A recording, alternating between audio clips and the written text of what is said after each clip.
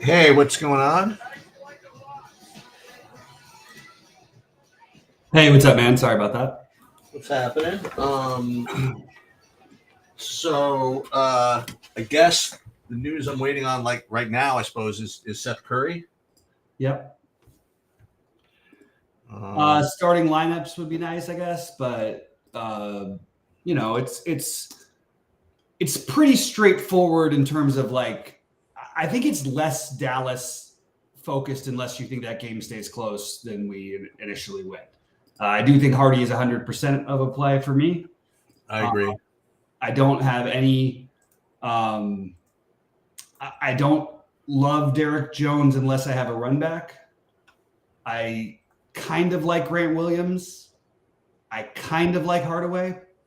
Curry, obviously, because of the value, would be appealing. It is the front end of a back-to-back, and because of Curry's injury history and in general, and Hardaway, he and Hardaway would be like the first guys who are, when you can see that if you see the games going out, getting away from you, they might just not play it. But if it's not like that and they can keep them in the game, the problem is there's a lot of that. And then you've got the Lawson and the Prosper who are speculative. But if you take the angle that Houston wins by a lot, but also that, that some of these other guys are going to get run. We don't even know if Jaden Hardy's going to start, by the way. No matter what, he's still going to be a lock for me.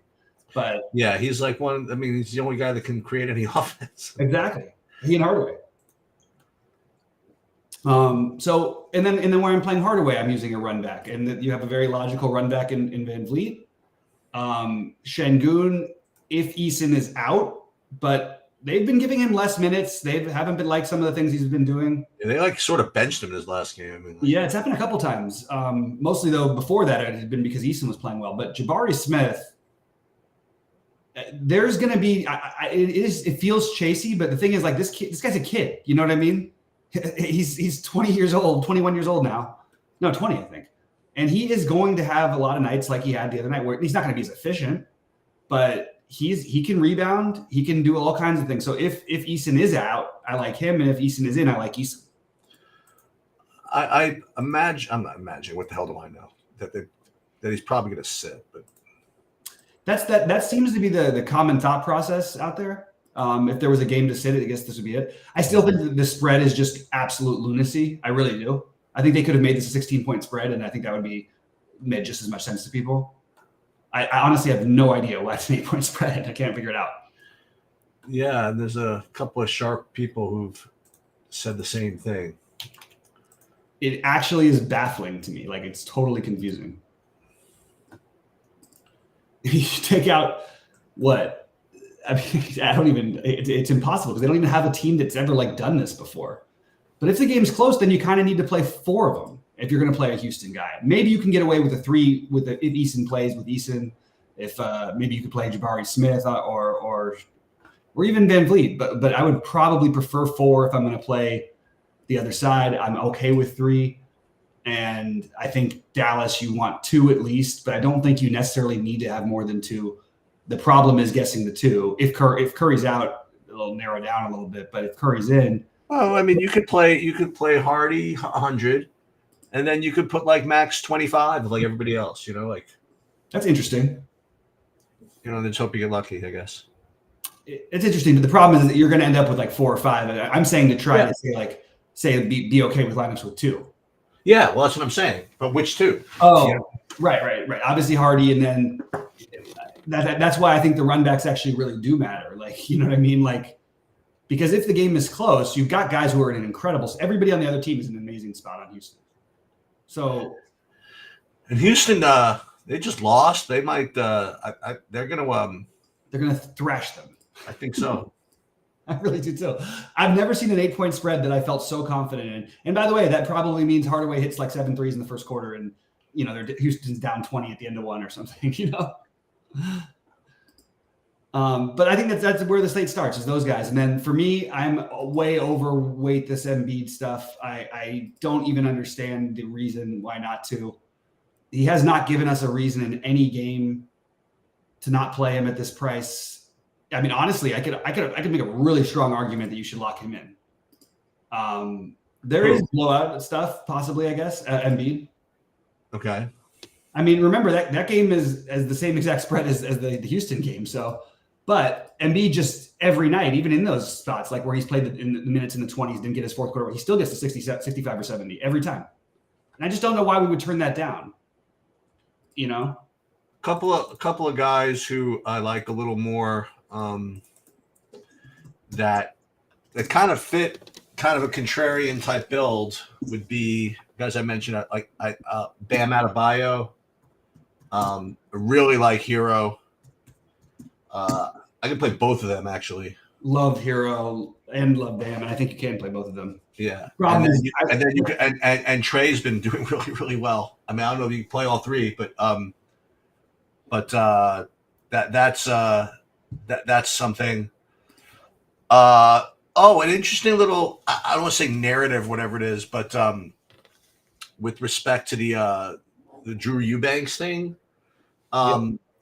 Now I know that he can't really guard him because he's like a little smaller, but not well, but Mitu, he did play with Sabonis at Sacramento.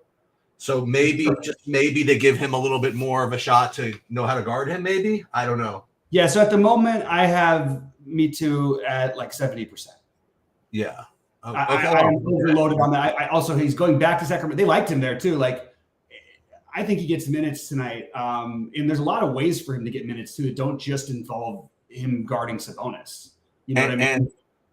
And on the other side of that, Sabonis can really just have some destruction in this game as well. These are all players who are in my big lineups. I like what you're saying. Okay. So with those types of players, I mean, we really can't. I not can't, but it's harder to play Embiid and Jokic and those guys. Well, you play. You're gonna like both. Go ahead. Oh, I was gonna say if you like Sabonis and you like Bam, like for example, it's like something's got to give. The thing is though that like. There are a lot of guys who can get to that 7, like they can get like the 70. This is gonna be a very high scoring night. Yeah, I think so. Yeah, and we haven't had that many of where. I mean, if you start with Hardy, maybe getting 50. You know what I mean? Exactly. But you got so take like Embiid and Jokic. What are they both gonna get 50? That doesn't happen ever. You know what I mean? Who? Embiid and Jokic. No, so they'll get 65 each. I mean. If they get 65 each, you should make a really again. This is the problem though. The strong case is that they're just going to absolutely crush like all the time. They're always getting 6x, and sometimes they're getting 8x on a high price tag or whatever. But does Sabonis get to that number enough to do some to make him the? That's the question. Just so you know, only because you like playing him sometimes. Dennis Smith Jr. is back tonight. I don't know if he's going to play much for Brooklyn or whatever, but he'll take some minutes out of the other Brooklyn guys, I think. It made me feel better to not play the Brooklyn guys who I actually liked also. I like everybody in this. Like, I think there's a lot of guys who are going to have big games tonight. Jamal Murray we talked about earlier, and he's not getting very much love. I think he's a terrific play. I think Jamal Murray is an 8K plus player in a normal situation. He's just working back from the injury, and I think he's working back. But then again, I mean, he's working back from it. Is this really the game to? They're going to play on Christmas, I presume, right? Yeah. Okay. Yeah. For what it's worth, the only TV game tonight is the Warriors and Wizards. Yeah, and that game is a shit show. It's a shit show. Jordan Poole is in one of my big lineups. I'm not going to fade this. This is 100% what you do. Look, D'Angelo Russell ended up getting there, by the way, on 7 of 19 shooting. He took 17 shots. Took 19 shots and made 17 points. But he was terrible. But like this is the same kind of a thing, but a much bigger scale. So this is the way MMA betting works, is with props and all that stuff.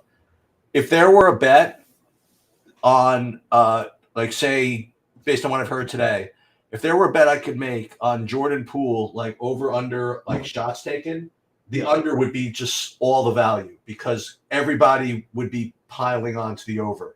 Right. Because of the narrative. And I don't know what the efficient number is, but it would definitely be too high, whatever it is. But as far as DFS goes, I mean, it's kind of hard to not play him in that type of environment. You know what I mean? Like 1%, 1 or 2% ownership. Yeah. I don't think it's going to be. I think at the end of the day, I think people will bite into that. No, but they would. But there's just too many good plays that make it hard for you to play them. And you also get the benefit, by the way. that there is that 2-game slate that you could play, so you don't really have to play Poole in the main slate. You know what I mean? Like, so people might say, I'm not playing him in the main slate, but I'll play him in the late one. No, that's actually a good point. But also projections are just going to hate him, and for good reason. By the way, the weird thing that's scary a little bit is like, even what if he's hot and playing well, or what if he decides not to shoot as much as he's playing well, but he's still trying to initiate everything for other people? That's like, he could literally have such a bad real life game that he has like 24 first quarter fantasy points, but they're down by 25 and he barely gets to play the rest of the day. Or maybe he does though. I think you have to take some shots on him. I just don't think people are going to play him because they're going to spend down for Dallas and they're going to spend up for, the millions of the Kevin Durant's, which makes sense. The obviously the Embiids. They're just going to stars and scrubs it. So if you play those guys in that range, like Murray, that's why Murray's getting under-owned. So if you play like Murray and Poole together, you're just going to have a unique lineup. If you play Murray and Poole together, you will definitely have a unique lineup. And Murray's like a legit, really good play. He's even projection is like a really good play. It's just the way people are going to build. And he's point guard only, and you already have one point guard spot automatically locked up, and there's great centers. So it only gives you one position to play another point guard.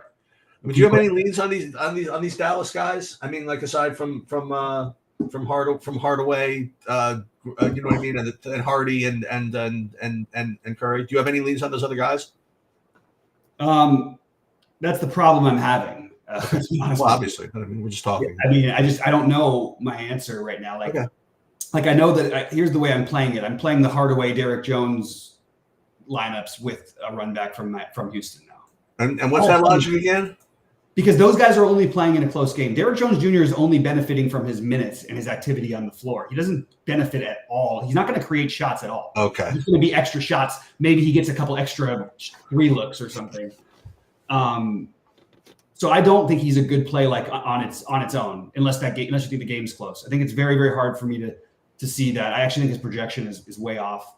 I like Grant Williams better, to be honest.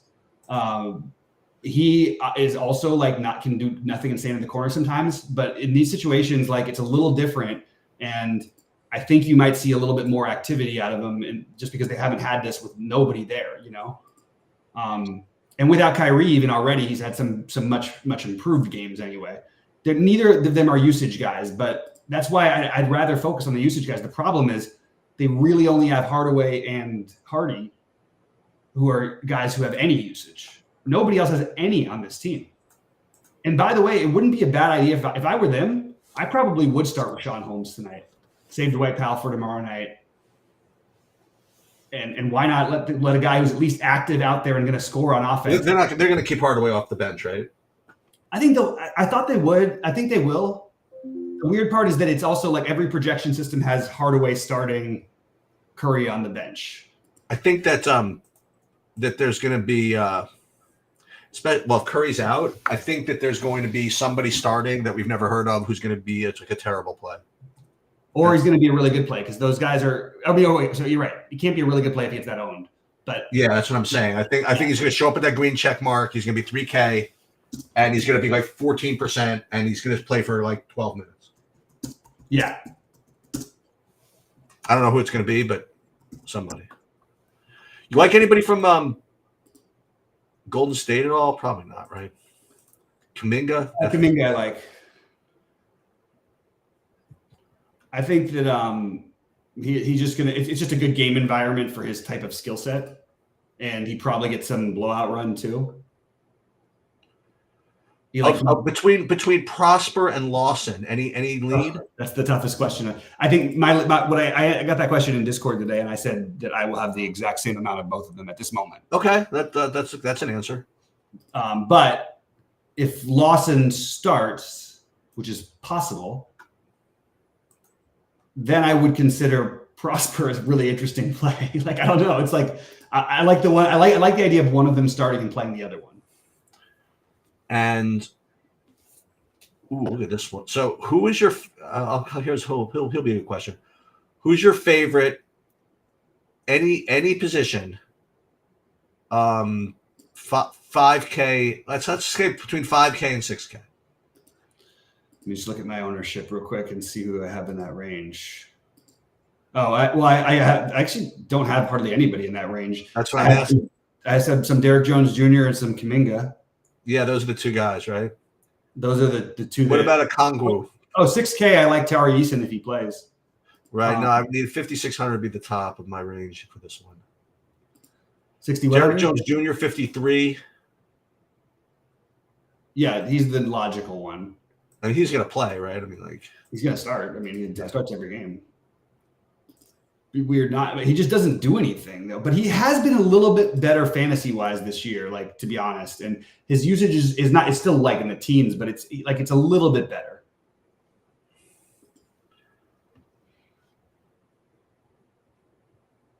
The Prosper Lawson coin flip is going to be an interesting choice for me.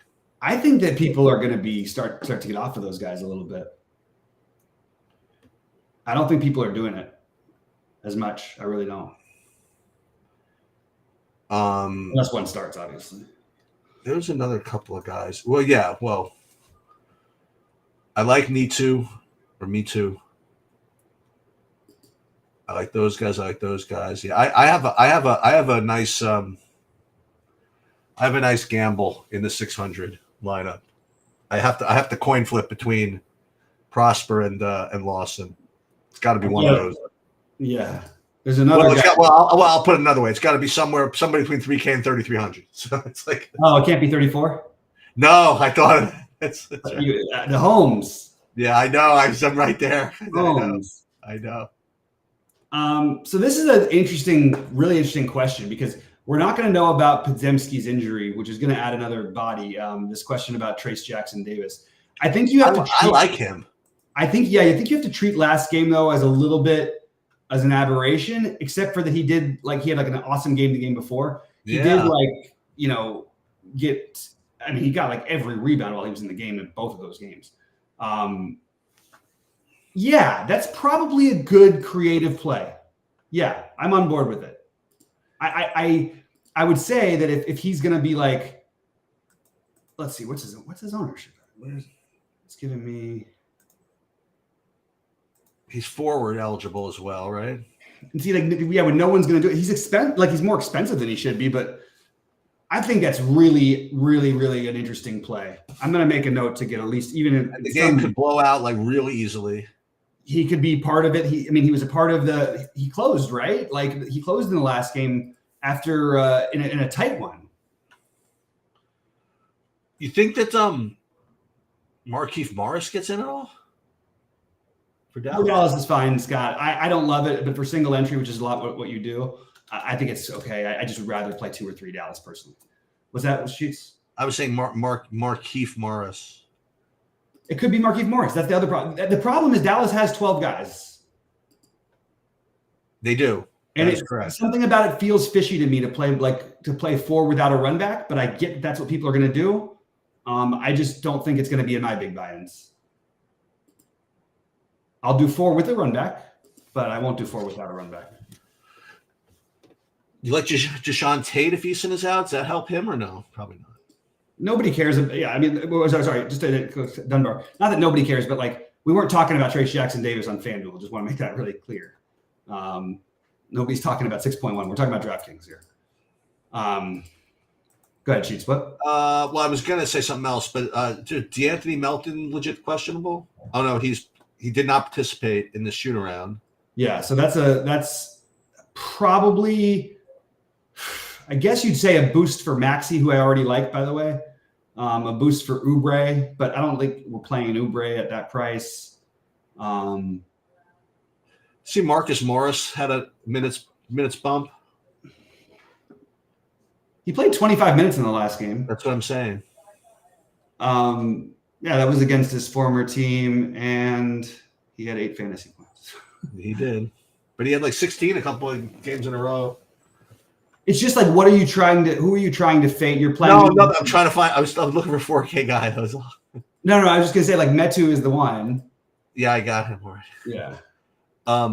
Did you see the blank 4K guy? But now I can get Holmes.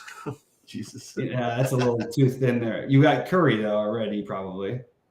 No, I don't have Curry. Oh well, you could use Curry. Is he even gonna play? mean, he's currently the second best projected player on the slate. Dude, if I knew Curry's actually playing, I have my lineup. Yeah. Because I'll have a couple of Dallas chalkies, and then I'll have I'll just say this. I'm gonna have 3 Dallas chalks, and I don't think anybody else in my lineup over 20%. I think. I think. We'll see. Anybody else? Okay, that's interesting. And we've talked about all these guys. I mean, the spend ups are awesome today. Then again, Mitsu's probably going to be I think he's going to be chalkier than I think. Depends on whether that's the thing. It doesn't depend on whether he starts. It probably does because there's enough to like in the late games where you have a little bit because you're probably going to already have Eubanks. But then you're already saving it. Then you're making $1,000 off of everybody else. You know what I mean? You're getting 1,000 extra salary because they're going to just have to make that pivot. How do I get Seth Curry to be not in the utility? That's what I need to figure out. I don't think I can do it. Maybe Metu does end up. Yeah, I think he's going to end up. It is weird how the projections have jumped all over on him today. Sorry, go ahead, Sheets. I'm sorry. No, nothing. I'm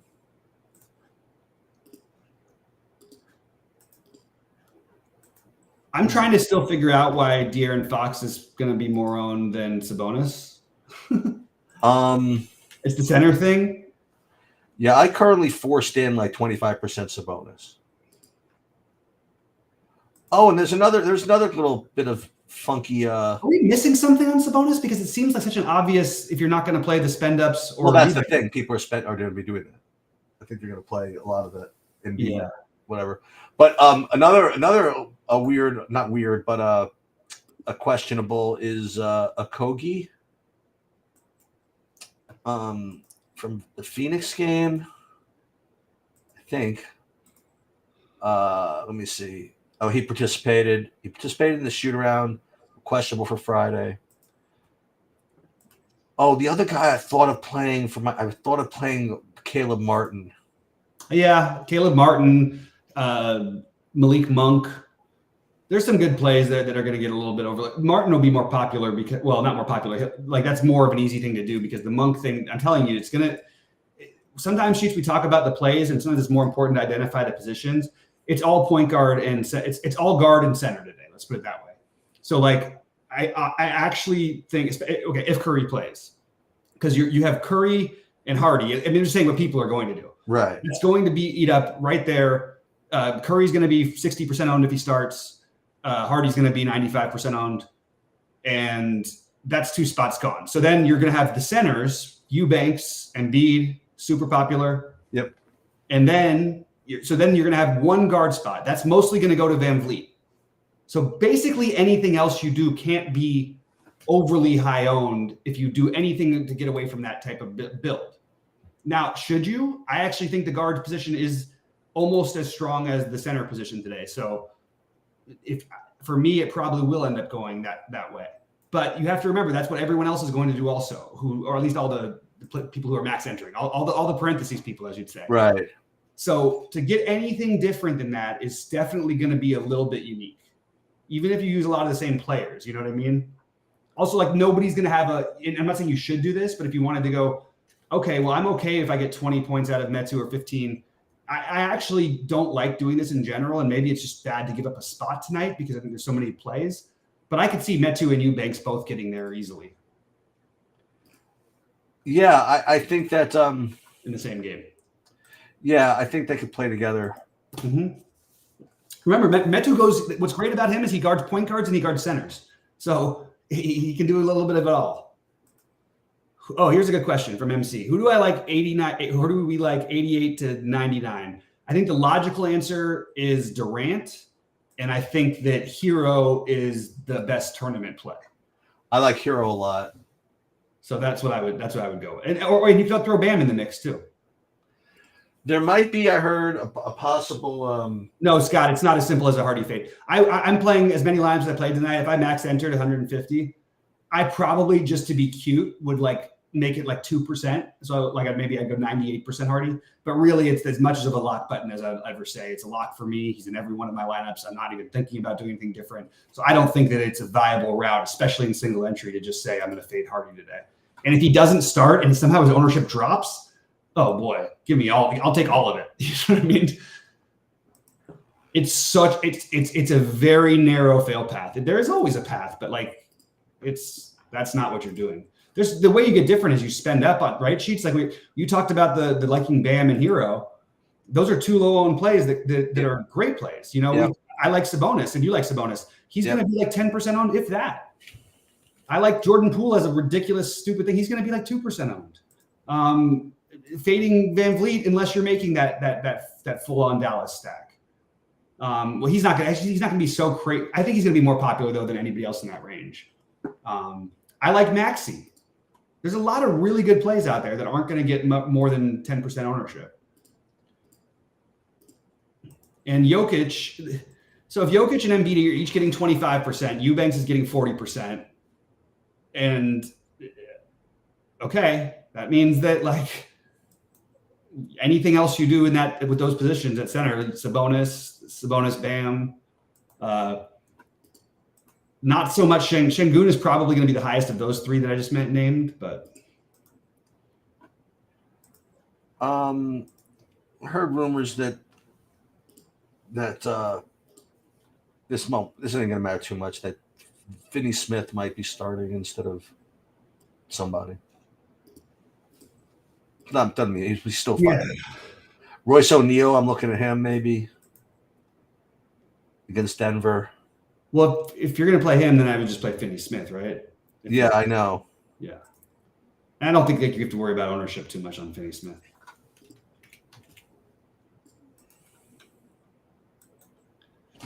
All right, I'm going to go rebuild my lineups in a few minutes, guys, but ask any questions, say anything, because I'll have a few extra minutes because I don't have as much in the Philly game, and it's all on the Philly side. I do think it's a good idea. Look, any of the players on Toronto all look fine to me, but I just first game without knowing about Curry, I like some of the later stuff a little better anyway, so I'm just going to stick it to Embiid or Maxey unless we get both Melton and Covington out or something like that.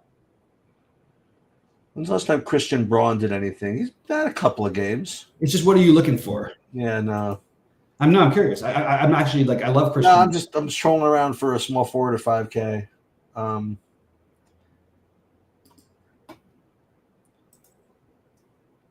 That's a tough one. Play Prosper and leave 2,000 on the table. Yeah, I don't like anything there. Has to be small forward. Well, this is America. It doesn't have to be anything, but Michael Porter Jr., we like him at 6,300. Can you shuffle the pieces around and make it Grant Williams? Yeah. Yeah, he's 4,700. Yeah, I can do that. Who did you say, Sheets? No, I was looking at Michael Porter Jr. maybe. For 5. Oh, he's not. But he's an interesting play, though. Yeah. I can make a good case for, I feel like, any of the Denver starters, too. Oddly, Jamal Murray, because, again, the positioning is going to be the lowest owned, even though he projects better than the other ones, you know? Because it's just that guard spot. It's so hard. Another thing to be careful about with Washington, I mean, you can look at this one of two ways, but they're on the second end of the back-to-back anyway. Yeah. And not only that, but this is their last game for like a week. It's actually an interesting point about not getting smoked. It's kind of a weird, but yeah. So, look at it two ways. Number one, if they're down, they're like, all right, screw this, I'm going home for the holidays. Or, like you said, normally like you'd be worried about some of these back-to-backs, but like Gafford, who's been freaking just on fire like every freaking game. Yeah. He's got give me one more great game, and then you can go back home a freaking hero. It's like. Interesting. Just a horrible situational matchup because the problem with Gafford is that they tend to like to go small, playing in the East where they have more true centers, but you don't have a true center for Golden State playing most of the time, which is probably going to kill him. But I like the idea of the play with that thinking, and it makes me feel better about Jordan Poole, by the way. Yes. And I guess the flip side of the Jordan Poole thing is Tyus Jones is killing it right now and has become like a real, like, there's a lot of Tyus Jones and Kyle Kuzma. Oh, he has definitely been killing it. And yeah, Tyus are like the pieces that everybody's trying to get them apparently. For what it's well. One thing no one's trying to get what? Jordan Poole. I don't think any general manager would take him. Well, it seems as though the Wizards took him. Yeah, how's that working out for you? Not very well. Well, I mean, what? I mean, it doesn't really hurt them. I mean, they're terrible anyway. I mean, yeah. Project Mayhem says he's having some wine for. So what is it? Let's see what. Friday night, and to celebrate last night's winning. Oh, my showdown thing. I'm having some wine. White Claws for me. No, it's not White Claws. I like a kombucha, but I like wine. You don't have any kombuchas or anything like that ever. No, I don't even know what that is. I asked you once before, then I forgot. But no, I'd like. I'm probably going out for dinner with Matt tonight. We're gonna do some steak. We'll have some wine. Yeah. No. Yeah. So right now, what I'm doing is I'm getting myself equal amounts of Prosper and Lawson, so I'm not just like wildly overweight on either of them. Yeah. I want to address K9's question really quickly because I think it's interesting. So the Josh Richardson thing, I actually do think that that's a viable play. And again, it just speaks to the positioning. Like, he's the same price as Hardy, and you've got Curry there. So you have to sort of fade Curry, or you have to, then you have a very narrowed build range, and you're just having to spend up for your centers. It'll be Embiid and Jokic with those lineups. Right. So it's I think it's an interesting play. It's a play at the beginning. Well, not the beginning of the day. If there was no doubt, if Luka was playing tonight, Josh Richardson would be on like a ton of lineups. Oh, it's your birthday. Hey, happy birthday, K9. I got to get out of here soon, but happy birthday, buddy. Well, he's going to win. I hope he wins. He's just starting DraftKings, too. He's been playing FanDuel for years. Nice. No, K9 says, I got a nice thing from one of my former students. I mean, he's a superstar player now, but he won $200K last week. No kidding? He thanked me, yeah, which was a nice thing. But he's won the I don't think he won the million, but he won the $500,000 one of the showdowns a while ago, and he's won a bunch of the 6-figure NBA stuff. That's sick. Yeah. I'm like, can you repay me and teach me now? Right. Can we flip it back? What's going on here? What does he play? But he plays everything, but he's sometimes he'll play like a ton, like a million lineups. Sometimes he'll just play like one lineup and he'll win. Like, it's really, he's a little bit more all over the place than some of the other pros. A little bit like me, except for the winning part lately. But tonight we turn it around. Yeah. All right. Good luck, everybody. I'm gonna get back to my builds if that's all right. Oh, sounds good. All right. I will. I'll see you guys. I'll see you guys over the weekend at some point. Yeah, sounds good.